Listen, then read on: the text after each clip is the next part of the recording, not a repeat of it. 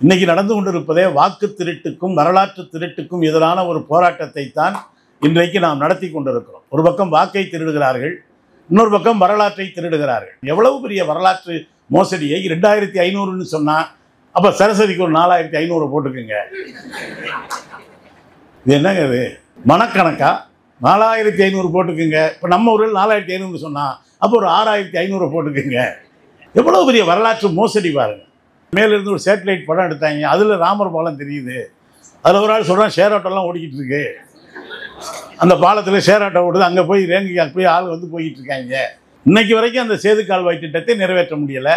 இங்கே சின்ன பிள்ளை ஏமாத்துற மாதிரி இப்போ கூட ராமேஸ்வரத்துக்கு போனீங்கன்னா ஒரு இடத்துல செம்மண் மாதிரி படிஞ்சிருக்கும். இது என்ன இடம்னா இங்கே தாங்க வந்து சிவலிங்கத்தை வந்து அனுமார் வந்து கட்டி தூக்குனாரு, வாள் அருந்து போய் கொட்டின ரத்தத்தினால இருக்குங்கிறேன். நேற்று முந்தான நடந்த சம்பவம் நடந்திருந்தால் பரவாயில்ல. பல லட்சம் ஆண்டுகளுக்கு முன்னால் கொட்டின ரத்தமாக இன்னும் காயாமல் இருக்கும். கொஞ்சம் தூரம் தள்ளி போனீங்கன்னா பார்த்தீங்கன்னா ஒரு சில பாறைகளை மிதக்க விட்டுக்கிட்டு இருப்பாங்க. அதையும் வாங்கி கொண்டு பூஜை ரூமில் வச்சிங்கன்னா நல்லது. இது என்னன்னா இது தாங்க ராமர் கட்டிய பாலம் கட்டின பொழுது இதைத்தான் வச்சு இந்த கல்லை தான் பயன்படுத்தினார். அந்த கான்ட்ராக்டை கடைசியாக போகிறப்போ என்கிட்ட கொடுத்துட்டு போயிட்டாரு. இது ஆளுநர் அடிக்கடி வந்து போகிற இடம். எனவே அறிவு சார்ந்த நிகழ்ச்சிகளுக்கு இங்கே இடமில்லை என்று சொன்னதால் நான் ஆளுநருக்கும் அறிவுக்கும் ரொம்ப தூரம். அது இன்னொன்று, சில நண்பர்கள் ஒரு வலதுசாரி மாணவர் அமைப்பு ஒரு துண்டறிக்கை வெளியிட்டிருக்காங்க. இதை நாங்கள் நடத்த விட மாட்டோம் அப்படின்னு சொன்னாங்க. அங்கே தானே நடத்த விட மாட்டேன், எங்கேயுமே அந்த பூமி பரப்பில் எங்கேயுமே நடத்த விட மாட்டேன்னு அதையெல்லாம் மீறி இந்த தடைகளை உடைத்து, ஏன்னா அது அவங்க 2 பேருக்கும் புதுசு கிடையாது, தாமியகாசாவுக்கும் இது ஒன்றும் புதுசு கிடையாது. அதனால் வந்து ஒரு அருமையாக அண்ணன் தமிழ்ச்செல்வன் சொன்னது போல் 2 பேரறிஞர்களும் ஒரு சேர அமர்ந்திருப்பதே, சிந்து நதியும் வைகை நதியும் ஒரு சேர அமர்ந்திருப்பது போல் ஒரு அற்புதமான தோற்றம். இதில் நிறைய தமிழ்ச்செல்வன்களுடைய அவரும் வந்து இந்த ஆய்வுக்கு மிகப்பெரிய பங்களிப்பை செய்திருக்கிறார். மரியாதைக்குரிய நம்முடைய ஆர் பாலகிருஷ்ணன் அவர்களுடைய அந்த நூலை ஒரு காட்சி வடிவமாக மாற்றி தமிழ்நாடு முழுவதும் உரை நிகழ்த்தி அதை கொண்டு சென்றதிலே அண்ணன் தமிழ்ச்செல்வன் அவர்களுக்கு மிகப்பெரிய பங்கு உண்டு. இங்கே ஒரு பொருத்தமான ஒரு சபை என்று தான் இதை சொல்ல வேண்டும். அதுபோல் இந்த தாமுயகாசா என்கிற அமைப்பு தான் அன்றைக்கு நாங்கள் தமிழர் உரிமை மாநாட்டை சென்னையிலே நடத்திய பொழுது கீழடியிலே இருந்து பிடிமண்ணை எடுத்து கொண்டு போய் அந்த மாநாட்டை நடத்தினோம். அப்போ வந்து சில பேர் தாமியகாசா கூட நீங்கள் இப்படி இறங்கிட்டீங்க, மண் எடுக்கிறீங்க, நாங்கள் என்னமோ ஆற்றுல மண்ணல்ல மாதிரி அவங்கள பூரா விட்டுட்டாங்க. திருவூண்டு ஒரு பிடி மண்ணல்ல ஒரு பெரியதை என்ன நீங்கள் இப்படி ஆரம்பிச்சிட்டீங்க அப்படின்னு. மதுரையே பிட்டுக்கு மண் சுமந்த ஊர் தானே. இங்கே சோமசுந்தர கடவுளே வந்து மண் சுமந்த ஊர் தான் நம்ம ஊர். அதனால் மதுரை மண்ணை சுமந்து கொண்டு போய் தலைநகருக்கு கொண்டு போய் இன்றைக்கி யாராரோ இந்த கீழடி நம் தாய்மடி என்கிற அந்த சொற்றொடருக்கு சொந்தம் கொண்டாடுகிறார்கள். எங்களால் தன்னடக்கமாக சொல்ல முடியும். அந்த வாசகத்தை முதலிலே முன்மொழிந்தவர்கள் தாமுயகாசா தான் என்பதை, அது ஒன்றும் அதுக்காக தாய்மொழியை விட்டு நாங்கள் தான் உட்காந்துருப்போம், நாங்கள் இறங்க மாட்டோம்லாம் சொல்லலை. ஏன்னா அன்னைக்கு வந்து அதுக்கு வேணாம்னு சொன்னவங்கெல்லாம் இன்றைக்கி நாங்கள் தான் கண்டுபிடிச்சோம்னு சொல்கிறாங்க. எனவே உண்மையிலேயே இந்த கருத்தரங்கம் ஒரு அர்த்தபூர்வமாக, அதுவும் தாமுயகாசாவினுடைய பொன்விழா ஆண்டில் இந்த கருத்தரங்கத்தை நடத்துவதிலே உண்மையிலேயே நாங்கள் மகிழ்ச்சி அடைகிறோம். இங்கே நம்முடைய மரியாதைக்குரிய தோழர் பாலகிருஷ்ணன் அவர்கள், அவர் இந்திய தேர்தல் ஆணையத்தினுடைய மிக முக்கியமான உயரிய பொறுப்பில் இருந்து பணியாற்றியவர். இன்றைக்கி நடந்து கொண்டிருப்பதே வாக்கு திருட்டுக்கும் வரலாற்று திருட்டுக்கும் எதிரான ஒரு போராட்டத்தை தான் இன்றைக்கு நாம் நடத்தி கொண்டிருக்கிறோம். ஒரு பக்கம் வாக்கை திருடுகிறார்கள், இன்னொரு பக்கம் வரலாற்றை திருடுகிறார்கள். இந்த 2 திருட்டுக்கும் எதிராக ஒரு பெரும் போரை நாம் இன்றைக்கு நடத்த வேண்டியவர்களாக இருக்கிறோம். உண்மையிலே நான் சமீபத்தில் கூட முகநூலில் பதிவிட்டிருந்தேன். இந்த மேலே அனுப்பானடி என்பது கீழடிக்கு ரொம்ப நெருக்கமான ஒரு ஊர். அங்கே வந்து இப்போ நம்ம பேசுகிறதெல்லாம் வந்து புதுசாக எதையும் பேசுகிறதில்ல, அவங்க 2 பேரும் பேசுகிறது அங்கங்கே போய் சொல்லிக்கிட்டே இருக்கோம். அதில் அமர்நாத் ராமகிருஷ்ணன் ஒரு அற்புதமான வாசகத்தை சொன்னார். இந்த சமஸ்கிருதம் உண்மையிலேயே யாருக்குமே தாய்மொழியாக இருக்க முடியாது. ஏனென்றால் பெண்கள் அந்த மொழியை பேசவே முடியாது. உயர் ஜாதி என்று தங்களை சொல்லிக் கொள்கிற அல்லது சொல்லப்படுகிற பெண்கள் கூட அந்த மொழியை பேசுவதற்கு அனுமதி இல்லை. ஒரு தாய் பேசாத மொழி உலகத்தில் எவனுக்குமே தாய்மொழியாக இருக்க முடியாது என்று சொன்னார். அதை சொல்லிட்டு நான் வந்து இந்த மாதிரி சிந்து நதி இருக்குது, வைகை நதி இருக்குது, இந்த சரஸ்வதி நதி கண்ணுக்கே தெரியலையே அப்படின்னு நான் ஒரு தடவை சொன்னேன். இந்த ஆயுத பூஜை வேறு நெருங்கிட்டு இருக்கு இல்லையா, சரஸ்வதி பூஜை, எங்கள் சரஸ்வதி கருப்பாக இருப்பாள் அப்படின்னு ஒரு தடவை போட்டிருந்தேன். அதுக்கே சண்டைக்கு வந்துட்டாங்க. அது எப்படி சரஸ்வதி கருப்பாக இருப்பா, ஏன் சரஸ்வதி சிகப்பாக இருக்கான்னு மரியாதை சமீபத்தில் புத்தக திருவிழாவில் அறிஞர் சுகி சிவன் சொல்லியிருக்கிறார். இந்த சரஸ்வதி என்பதே ஒரு சமண மதத்தினுடைய தொன்மத்திலே இருந்து எடுக்கப்பட்டது தான். சமணர்கள் பெரும்பாலும் வெள்ளுடை தான் அணிவார்கள். ஏன்னா அறிஞர் தோப்பா என்ன சொல்கிறாருன்னா, பரமசிவம் இந்த பள்ளிக்கூடம் என்கிற வார்த்தையை சமணப்பள்ளி, பௌத்த பள்ளி போன்றவற்றிலிருந்து தான் வந்திருக்க வேண்டும் என்பது அவர் நிறுவுவது. எனவே தான் இந்த சமணம் தான் கல்வியை முதலிலே வெகு மக்களுக்கு கொடுத்தது. அதனால்தான் சரஸ்வதியை நாம் வெண்மையாக பார்க்கிறோம் அப்படின்னெல்லாம் அவர் சொன்னார். இதை சொல்லிட்டு இந்த சரஸ்வதி நதின்னு சொல்கிறீங்களே, அது எங்கே இருக்குன்னு தெரியலையே அப்படின்னு பேசிட்டு வந்து கீழே கூட இறங்கலை. அங்கே வந்திருந்த சாந்தா உள்ளிட்ட தோழர்கள் அங்கே இருக்காங்க. ஒருத்தர் வந்து பிடிச்சிக்கிட்டார், நீங்கள் என்ன சரஸ்வதி நதியை பார்க்கலைன்னு சொல்கிறீங்களே. இல்லைங்க உண்மையிலே பார்க்கலைங்களே அப்படின்னு. நீங்கள் திருவேணி சங்கமத்துக்கு போனீங்கன்னா கங்கையும் யமுனையும் ஒன்றா சேரும். சரி நான் போகலைங்க, போனால் பார்க்குறேங்க அப்படின்னு. இல்லை 3வது இடத்துல கொப்பளிச்சிக்கிட்டே இருக்கும், அந்த இடத்துல தான் சரஸ்வதி கனெக்ட் ஆகுது. அது அப்படிங்களா, அது எங்கேருந்து வருது அப்படின்னு கேட்டேன். அது எங்கேருந்து வரல, அது மனசுக்குள்ளே ஓடுது, அது கண்ணுக்கு தெரியாது அப்படின்னு. அதனால் நீங்கள் ஒரு வேளை போனீங்கன்னா அந்த இடத்துல தொட்டிங்கன்னா ஒரு வைப்ரேஷன் இருக்கும். இந்த வைப்ரேஷனுங்கிற வார்த்தையை வச்சே இதுக்கு எடுத்தாலும் சொல்கிறாங்க. சமஸ்கிருதத்தில் ஒரு வைப்ரேஷன் இருக்குது, அது சைலண்ட் மோட்லேயே இருக்கும் போல இருக்குது. இந்த ஃபோன் அது உண்மையிலே சைலண்ட் மோடில் தானே இருக்குது. சைலண்டில் போட்டுருந்தா தான் வைப்ரேஷன் இருக்கும். யாருமே பேசலைன்னா சைலண்ட்லேயே தான் இருக்குது. நீங்கள் போய் அந்த இடத்துல தொட்டிங்கன்னா ஒரு வைப்ரேஷன் இருக்கு. நான் சொன்னது வரைக்கும் போகலைங்க, நான் போகிறப்ப வேணால் தொட்டுக்கிட்டு பார்க்குறேன், ஏதாவது கரண்ட்டு பாஸ் ஆகுதா என்னன்னு. எவ்வளவு பெரிய வரலாற்று மோசடியை 2500ன்னு சொன்னால், அப்போ சரஸ்வதிக்கு ஒரு 4500 போட்டுக்குங்க. இது என்னங்க இது மனக்கணக்கா? 4500 போட்டுக்குங்க. இப்போ நம்ம ஊரில் 4500 சொன்னால் அப்போ ஒரு 6500 போட்டுக்குங்க. எவ்வளோ பெரிய வரலாற்று மோசடி பாருங்க. இங்கே இவங்க தான் சொல்கிறாங்க. இதுக்கெல்லாம் என்னங்க ஆதாரம்னு கேட்டால், அதுக்கெல்லாம் நீங்கள் மெட்டீரியல் எவிடன்ஸ் அதெல்லாம் நம்ம சங்க இலக்கிய பாடல்களை வச்சுக்கிட்டுலாம் நீங்கள் சொல்ல முடியாது.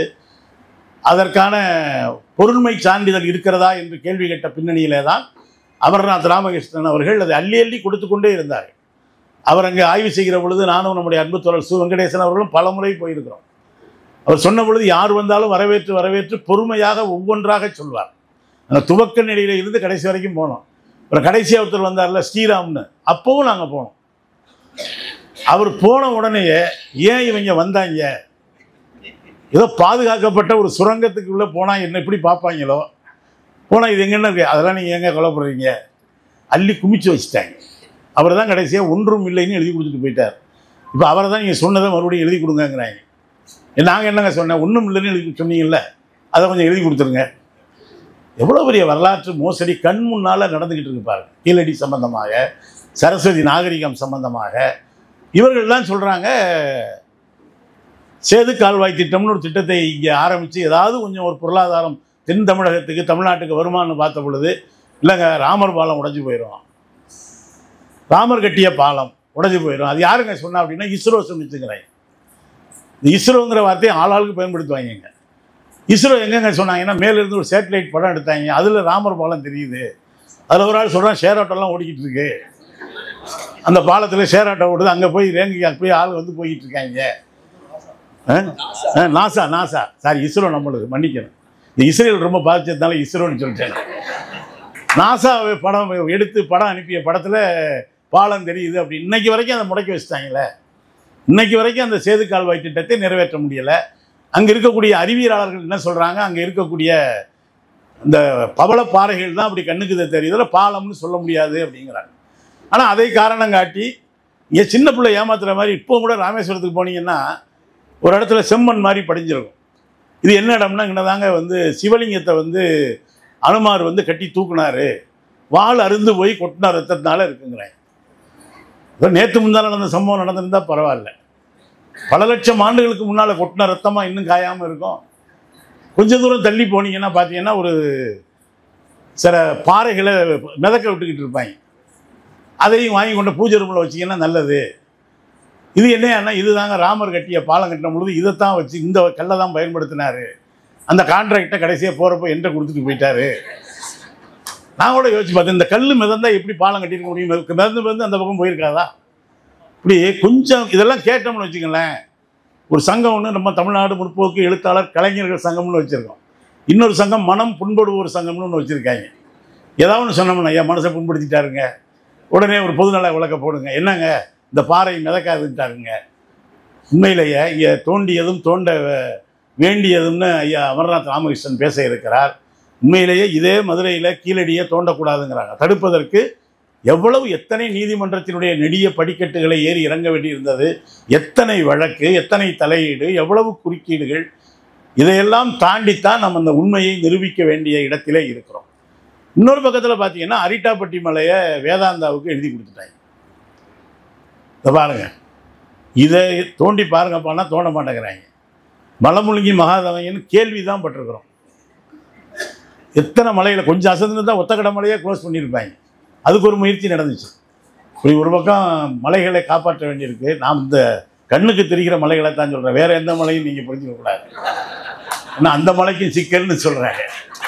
அது உள்நாட்டு சிக்கல், இது கண்ணுக்கு தெரிகிற சிக்கல். அரிட்டாப்பட்டி மலையை, ஒத்தக்கடை மலையை, அழகர் மலையை, இதையெல்லாம் பாதுகாக்க வேண்டிய மிகப்பெரிய அவசியம் என்பது நமக்கு இருக்கிறது. அந்த வகையிலே தான் தமிழ்நாடு முற்போக்கு எழுத்தாளர் கலைஞர்கள் சங்கம் இதற்காக ஒரு தொடர் போராட்டத்தை தமிழகம் முழுவதும் விடாப்பிடியாக நடத்தி கொண்டிருக்கிறோம்.